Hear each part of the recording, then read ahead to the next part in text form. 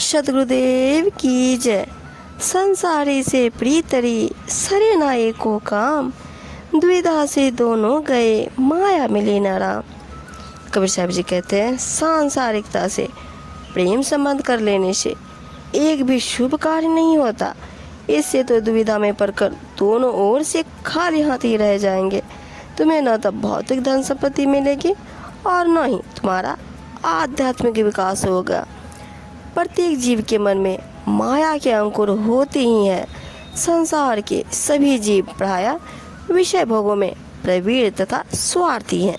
सभी प्रतिक्षण अपना हित सोचते रहते हैं, पर हित चिंतन के लिए यहाँ किसी के पास समय नहीं है। सबकी चाह अपना ही स्वार्थ है। महत्वाकांक्षा सभी में है। सभी में एक दूसरे से आगे बढ़ने की होड़ लगी हुई है। सभी कुछ पाना चाहते हैं और कुछ बनना भी चाहते हैं। अपने मन की प्यास बुझाने के लिए सब गहरी सोच और लगन लगाए हुए हैं। निज स्वार्थ के कारण सेव करे संसार, बिन स्वार्थ भक्ति करे शो भावे करतार। इस संसार में जो भी सेवा होती है वह बिना कारण नहीं होती। उसमें अपना भी कुछ स्वार्थ छिपा होता है। परंतु यदि कोई बिना स्वार्थ निष्काम भाव से सेवा भक्ति करे तो सतगुरु परमात्मा को इसी प्रकार की भक्ति सुहाती है। माया को माया मिले कर कर लंबे हाथ, निष्प्रेय ही निर्धार को कह दीनानाथ। साहिब जी कहते हैं मायापति से मायापति अर्थात स्वार्थी से स्वार्थी हाथ लंबे कर कर के मिलते हैं।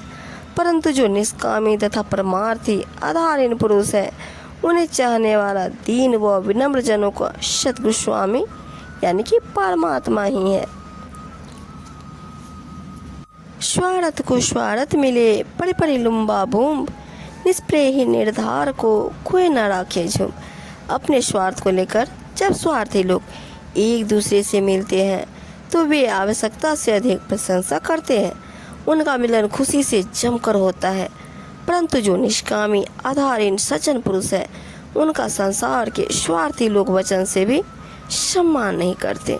स्वार्थ का सबको सगा सारा ही जग जान, बिन स्वार्थ आदर करे शो नर चतुर सजान। कबीर साहब जी कहते हैं इस संसार में स्वार्थ के ही सब मित्र संबंधी है और इस संसार में सब जगह स्वार्थ ही फैला हुआ है। परंतु जो बिना किसी स्वार्थ के सबका यथोचित मान सम्मान करता है वह श्रेष्ठ बुद्धिमान वह सज्जन मनुष्य होता है। प्रतिस्पर्धा के इस वातावरण में छल कपट लड़ाई झगड़े और अपने परायों के राग द्वेष परिलक्षित होना स्वाभाविक है। सभी अज्ञानता के अंधकार में भटक रहे हैं। इस अंधकार में भटकते हुए वे बार बार आपस में टकरा जाते हैं। हर कोई व्यक्ति वस्तु पर अधिकार चाहता है, परंतु सभी में कर्तव्यपरायणता की कमी है। बहुत आवश्यकताएं कभी पूरी नहीं होती।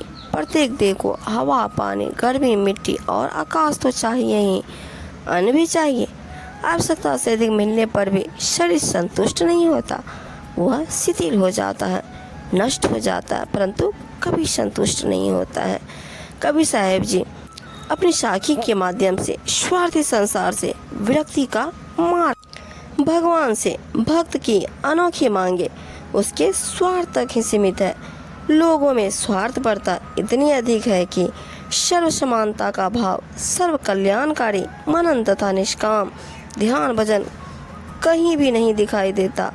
अज्ञानता के अंधकार में भटकते हुए ऐसे लोगों को सद्गुरु ही सन्मार्ग दिखा सकते हैं। उनके दिशा निर्देश वे भ्रमित लोगों को स्वार्थ से मुक्त करा सकते हैं।